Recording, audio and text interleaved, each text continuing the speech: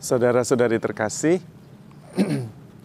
kalau memperhatikan renungan-renungan yang saya sampaikan, relasi mempunyai porsi yang cukup sering frekuensinya.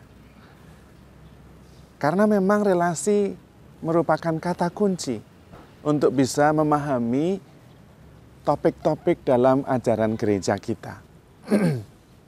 Salah satu contohnya yang kemarin sudah dibahas, bahwa identitas kita sangat tergantung pada relasi kita. Relasi kita menentukan siapa diri kita. Maka penting menggarisbawahi relasi. Contoh yang lain adalah untuk memahami topik-topik atau ajaran-ajaran gereja, relasi menjadi kata kunci. Keselamatan. Kalau kita memahami keselamatan dalam konteks relasi, maka kita bisa mengerti lebih baik. Yang disebut dengan selamat, shalom, atau surga adalah relasi kasih antara Allah dan manusia. Relasi lagi. Relasi yang dekat, relasi yang mesra antara Allah dengan manusia, itulah keselamatan. Sementara kalau tidak ada relasi, terputus relasi kita dengan Allah, kita sangat menderita. Dan itulah yang bisa disebut dengan neraka. Terputusnya relasi antara kita dengan Allah yang menciptakan kita. Dan kemudian kita direkonsiliasi, dipersatukan kembali, diperbaiki relasinya. Sekali lagi relasi menjadi kata kunci. Juga untuk memahami dosa. Dosa itu bisa dimengerti dalam konteks relasi juga. Dosa kecil adalah dosa yang mengganggu relasi. Tindakan-tindakan yang membuat relasi kita dengan Allah, dengan sesama tidak nyaman, terganggu. Tetapi kalau kita melakukan hal yang sangat besar yang bisa merusak relasi, itu termasuk dosa besar. Sehingga relasinya rusak. Ketemu saja rasanya tidak nyaman, bahkan merasa terancam. Demikian juga dengan relasi kita dengan Tuhan. Dan dosa yang besar sekali adalah dosa yang memutuskan relasi. Kita terputus benar-benar dalam relasi kita dengan Allah dan dengan sesama. Itulah dosa yang membawa maut. Saudara-saudari terkasih, karena itu memahami relasi menjadi sangat penting, karena itu kata kunci. Sayang bahwa relasi ini tidak sungguh-sungguh mendapatkan perhatian dan investasi yang cukup. Dan karena itu saya sering berbicara tentang relasi. Itu salah satu maksudnya. Relasi itu harus diperjuangkan dari hari ke hari. Membutuhkan energi, membutuhkan emosi, membutuhkan waktu. Tidak ada shortcut, jalan pintas dalam membangun relasi. Maka juga dalam beriman harus dibangun dari hari ke hari. Relasi kita dengan Allah tidak bisa tiba-tiba. Sering justru yang terjadi adalah kita merasa bahwa kita sungguh-sungguh percaya kepada Tuhan, tetapi tidak punya relasi. Dan itu persoalan besar. Kita tidak memberi investasi, tidak melatih diri dalam berelasi. Padahal berelasi perlu berlatih. Perlu menjadi terampil dalam berelasi. Banyak orang tidak mampu berelasi karena tidak sungguh-sungguh belajar, tidak sungguh-sungguh memberi waktu. Cara mengungkapkan kadang-kadang tidak bisa diterima. Kurang bisa memahami perasaan orang lain. Kurang mau berkorban. Kurang mau mengalah. Itu semua adalah keterampilan-keterampilan yang dibutuhkan untuk berelasi. Dan itu penting sekali. Bukan hanya dalam hal iman, tapi juga dalam hidup sehari-hari. Dan saya kadang-kadang merasa sedih, prihatin. Kalau seseorang yang tidak bisa berelasi, egois sekali, tidak bisa memahami perasaan orang lain, maunya menang sendiri, dan dia mau menikah. Tidak bisa berelasi tapi mau menikah. Bisa dibayangkan apa yang terjadi. Bukan hanya dia menderita, tetapi dia juga menyebabkan penderitaan bagi orang lain.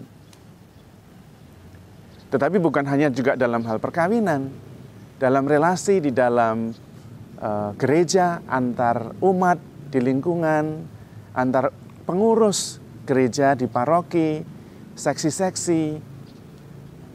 Beberapa yang tidak mampu berelasi justru membuat suasana menjadi tidak nyaman. Maka kita perlu menggarisbawahi relasi, melatih diri dalam hal kemampuan dan keterampilan berelasi, dan berinvestasi dalam berelasi. Supaya status kita sungguh-sungguh mengungkapkan apa yang ada di dalamnya.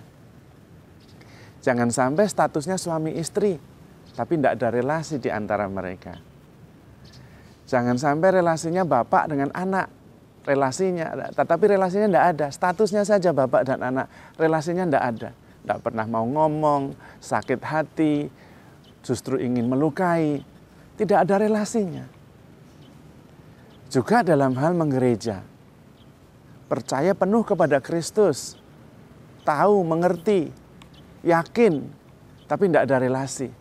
Tidak pernah membangun relasi dengan sungguh-sungguh, memberi waktu untuk membangun relasi yang mendalam dengan Tuhan sendiri. Merenungkan firman-Nya, duduk tenang, merasa-rasakan relasi yang ada antara Yesus dan kita. Relasi menjadi sangat penting. Relasi menjadi kata kunci. Karena itu, meskipun sudah sering muncul di dalam renungan-renungan yang saya sampaikan, kali ini saya ingin berbicara secara khusus tentang relasi itu. Relasi harus diperjuangkan. Relasi harus dilatih.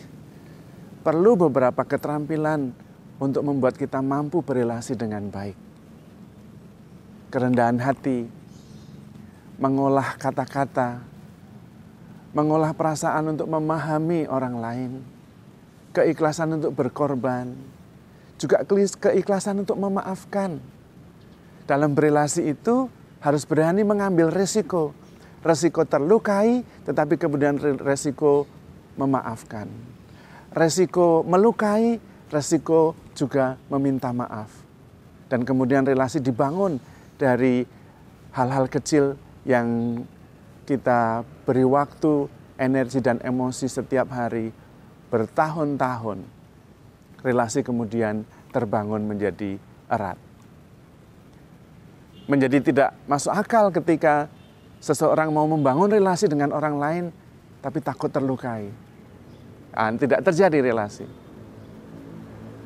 Justru dalam berelasi itu, salah satu unsur yang harus ada adalah kesediaan untuk terlukai juga, tetapi kesediaan untuk mengampuni. Sebaliknya juga, kesadaran bahwa mungkin saya juga melukai orang lain dalam berelasi, dan kesediaan juga dengan rendah hati meminta maaf. Maka relasi itu mengandaikan banyak hal. Kerendahan hati, kesediaan untuk secara emosional terlibat, secara emosional merasa berat, tetapi kemudian merasa lega. Ada dinamika yang sangat panjang dan dalam relasi itu. Karena memang relasi sangat penting. Jangan sampai statusnya saja, tetapi relasinya tidak ada. Katolik, iya statusnya, tapi relasinya dengan Tuhan Yesus tidak ada. Relasinya dengan gereja tidak ada. Relasinya dengan lingkungan tidak ada. Apa artinya? Itu sama dengan statusnya suami istri, tapi relasinya tidak ada. Untuk apa? Justru malah menyakitkan. Sama dengan juga relasinya ibu dengan anak. Statusnya, tapi relasinya tidak ada. Bapak dengan anak, statusnya ada, relasinya tidak ada. Relasi itu mengandaikan komunikasi. Dan komunikasi akhirnya yang paling tinggi adalah pemberian diri. Karena komunikasi pertama-tama adalah pertukaran informasi supaya saling mengenal, kemudian pertukaran emosi, dan akhirnya pemberian diri. Itulah komunikasi yang paling dalam. Dan karena itu Di dalam Ekaristi, Tuhan Yesus menjaga relasinya dengan kita dengan memberikan dirinya terus-menerus. Inilah tubuhku, makan, supaya engkau hidup oleh aku dan aku hidup di dalam engkau. Inilah darahku, minum, supaya engkau hidup oleh aku. Di dalam dirimu mengalir juga darahku, sehingga kita sedarah dan sedaging. Relasi yang sangat intens, yang bukan lagi dua melainkan satu. Karena dua pihak saling memberikan diri. Dan itulah keselamatan. Ketika terjadi relasi yang akrab, mesra antara Allah dan manusia. Mudah-mudahan kita berani memberi waktu, energi, emosi untuk melatih diri dalam keterampilan berelasi. Karena relasi itu penting sekali. Dan kita usahakan supaya kita sungguh-sungguh berelasi baik dengan Tuhan, bersatu dengan Tuhan sejak kita hidup di dunia ini sampai nanti, baik dalam kematian maupun dalam kebangkitan. Karena dengan cara itulah kita mengalami shalom, kita mengalami keselamatan. Dan kita sungguh-sungguh hidup bersatu dengan Tuhan, dan itulah kehidupan yang membahagiakan. Tuhan memberkati.